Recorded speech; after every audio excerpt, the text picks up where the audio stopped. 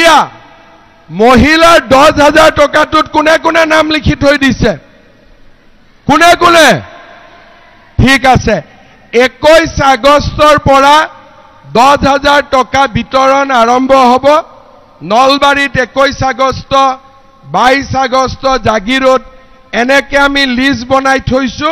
আপোনালোকৰ সমষ্টিৰ নামো আহি যাব, চিন্তা কৰিব নালাগে, হ'ব? ইয়াৰ ল'ৰা ছোৱালীবিলাকে সুধি থাকে, দাদা মামা পুলিচৰ চাকৰি ৰিজাল্ট কেতিয়া দিব, নতুন পোষ্ট কেতিয়া ওলাব? তাৰ মানে মোৰ ভাল লাগে যে দুখীয়া মানুহেও আজি বুজি পায় যে দিছপুৰৰ চাকৰি বিনা পইচাৰ চাকৰি, 1 টকাও ঘোষ দিব নালাগে। লাগে নেকি ঘোষ দিব?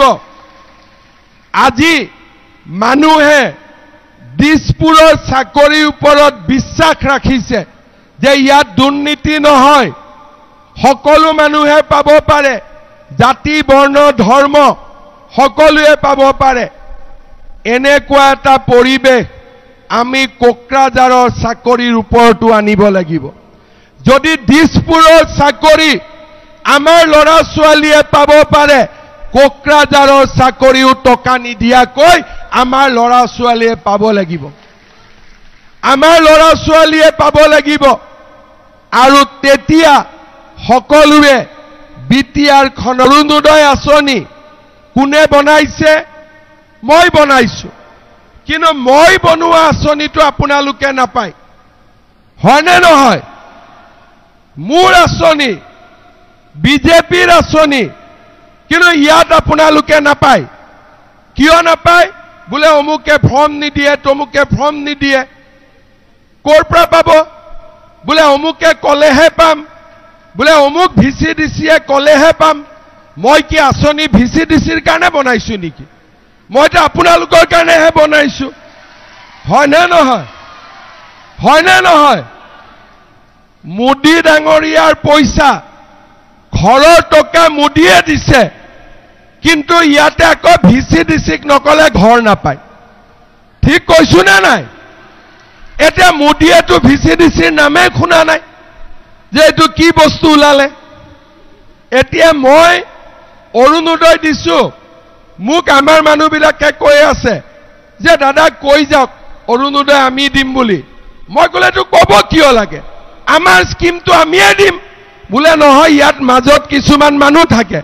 মই লোবে এইবাৰ মাজৰ মানুহবিলাকক আমি অলপমান বুজাব লাগিব যে বেছি মাজত থকাটো ভাল নহয়, মাজত থাকিলে এক্সিডেণ্ট হয়, মাজত মানুহ থাকিব নাপায়।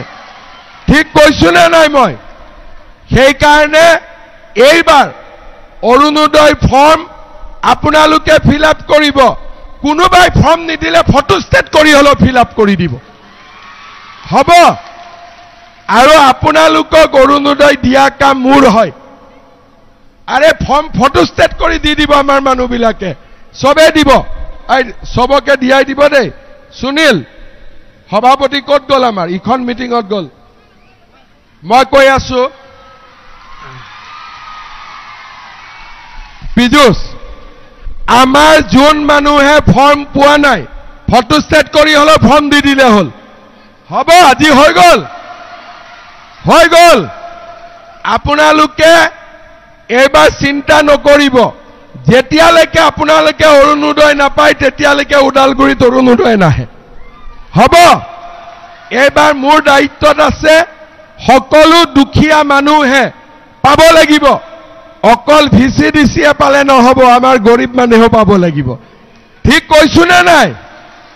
এইবাৰ ঘৰৰ ক্ষেত্ৰতো মই নিজে চাম যাতে ইয়াতে সকলো মানুহে প্ৰধানমন্ত্ৰীৰ ঘৰ পাব পাৰে। কাৰণ যদি আমি নাপাওঁ হৈ থাকো, বিটিআৰখন আমাৰ কেতিয়াও আপোন হ'ব নোৱাৰিব। পালেহে আমাৰ আপোন হ'ব, হয়নে নহয়? যদি আমি একো নাপাওঁৱে, আমি কেনেকে নিজৰ বুলি ভাবিম? সেইকাৰণে মই ডিচিক কৈছো যে লাগিলে ওদালগুৰিত মই 20,000 বেছিকৈ অৰুণোদয় দিম, কিন্তু সকলোৱে এবাৰ অৰুণোদয় পাব লাগিব, হ'ব? অৰুণোদয়ত এইবাৰ আৰু এটা ভাল বস্তু আহিছে 1250 টকা অৰুণোদয়টো পায়েই এইবাৰৰ পৰা অৰুণোদয় পৰিয়ালে যেতিয়া গেছ কিনিব গেছৰ দাম 950 বা 550 250 টকা আমি অৰুণোদয়ৰ কাৰণে গেছৰ দাম কমাই দিম অৰুণোদয় পৰিয়ালে গেছৰ দাম 250 টকা কমত পাব এতিয়া সেই সুবিধাটো কেতিয়া পাব যেতিয়া আপোনালোকে প্ৰথম অৰুণোদয়টো পাব বহুতৰ চিন্তা হৈ আছে অৰুণোদয় পাম নে নাই কোনে কোনে অৰুণোদয় পোৱা নাই হাত দাঙক